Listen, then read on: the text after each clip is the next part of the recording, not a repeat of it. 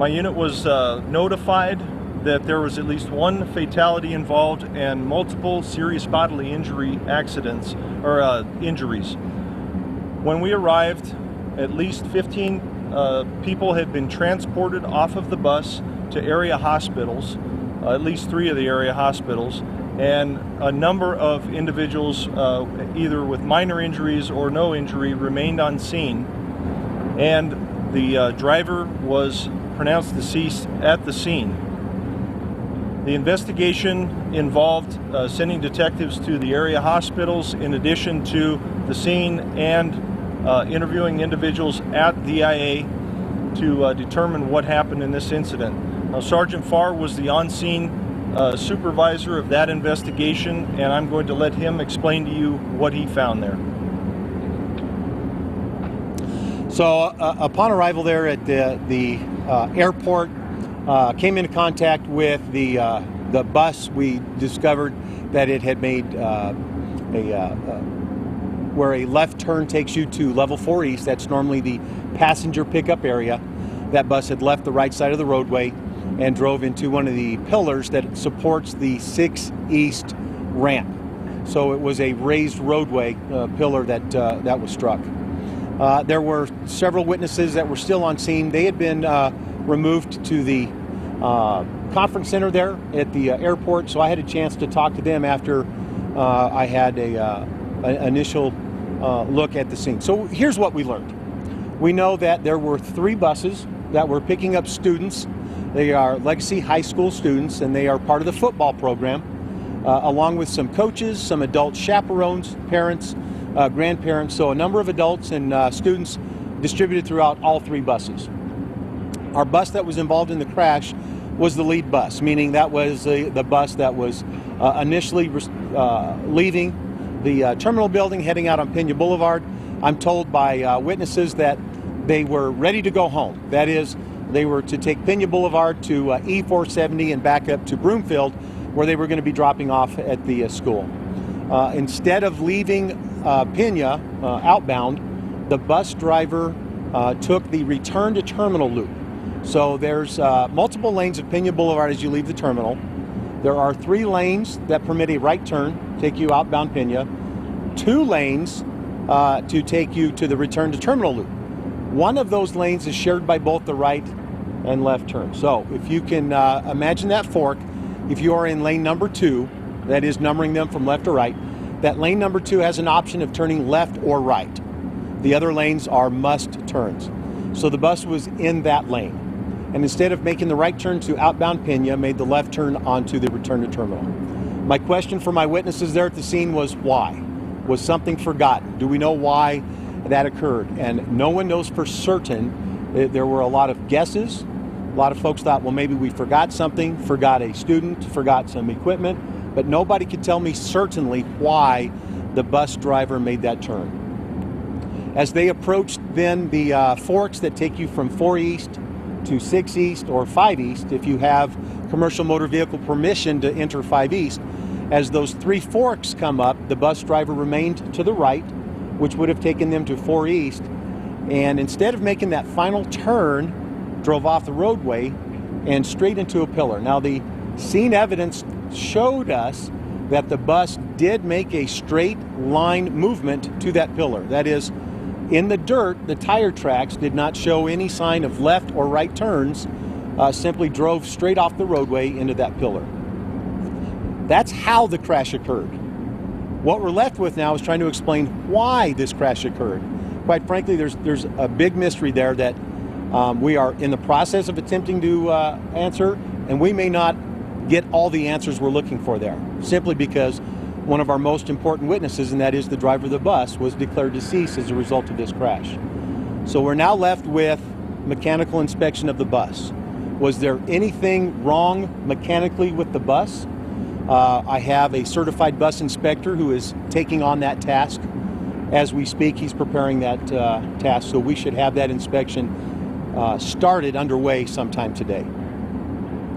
There's also then the case of, as we've speculated, was this bus driver having difficulty that is a medical condition? Well, now we've got to start looking at background. speaking to family and friends and doctors if we can get them to talk to us. Do we know anything about medical condition at the time of the crash or leading up to it? So that's going to be additional follow-up. We don't have those answers yet either. And as difficult as it may be, was this an intentional act? Was it purposeful? There's certainly no evidence for me to believe that, but certainly it's one of the things we have to be open to. Is this an intentional act? And quite frankly, we don't have solid answers to any of those questions. Any questions about the scene evidence or what we learned there at the scene? So again, you've got some officials here with the Denver Police Department and others that are providing some what they know now about that Legacy High School football team school bus crash that happened late yesterday, where the driver of the bus was killed. And if you're just joining us, they know what happened. The bus went straight into that abutment, but they don't really know why, because the bus was coming back to DIA. So let's listen in as they ask a couple more questions. Interesting question. We've had the opportunity to ask many of the witnesses who have been driving, and I rely on their experience as folks who have some experience behind the wheel. How fast do you think the bus was going for folks who were actually on that bus and folks who were following it? And I got a very consistent answer of 30 to 40 miles an hour for most everybody. And there's evidence at the scene that certainly supports that. Is 30 to 40 miles an hour appropriate for that section? No. My best recollection of traveling that myself is that we are down to about 15 miles an hour for that section as we are getting to the 4 East level, where again we're going to have folks walking. So speed limits have been brought down very far. Now when I say 15 miles an hour, that's my recollection. It may be that if we go up there and traverse it, we'll find that I'm wrong, but we do know it was lower than 30 or 40 miles an hour is the posted speed limit for that section. Did the driver die as a result of the injuries in the crash, or do you think he died before? You know, there's certainly no way for me to know that absolutely. The crash was significant, and the injuries to the driver significant. Now, does that mean medically there was an issue and she was deceased prior to that? I don't know that we'll ever be able to find that out. I certainly have had that discussion with our coroners in cases similar to this, and sometimes the condition of the body post-crash does not permit them to say for sure that there was a medical issue either in the heart or even the brain. So it may be the body is simply not in condition for us to know that in this case. Distraction, whether it be like a phone or even people yelling, hey, you're going the wrong way, or something like that. Well, I will share with you that I've had, again, conversations with more than 15 people who were on that bus.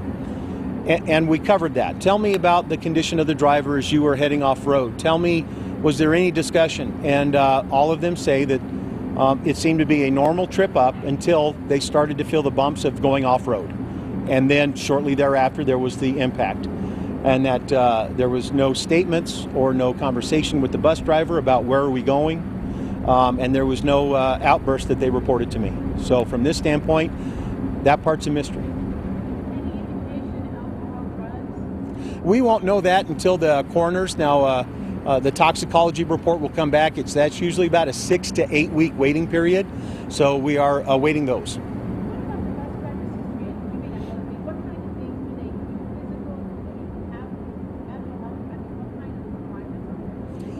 Well, there is a requirement for a physical. They have to be cleared to have a commercial driver's license, a CDL. We are working with the school district to obtain those records. When was her last medical evaluation and what were the results of that? So we're awaiting those. And the school district has been fully cooperative with us. So let me say that Adams 12 has been very cooperative with us, and they are assisting in this investigation.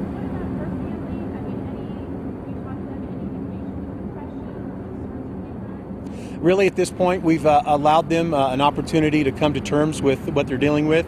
We will insert ourselves and we will have that conversation, but we want to be respectful to what they're going through right now. That's going to be part of our mechanical inspection to determine that, so I don't know yet. Certainly, if there is some, it would become part of the case.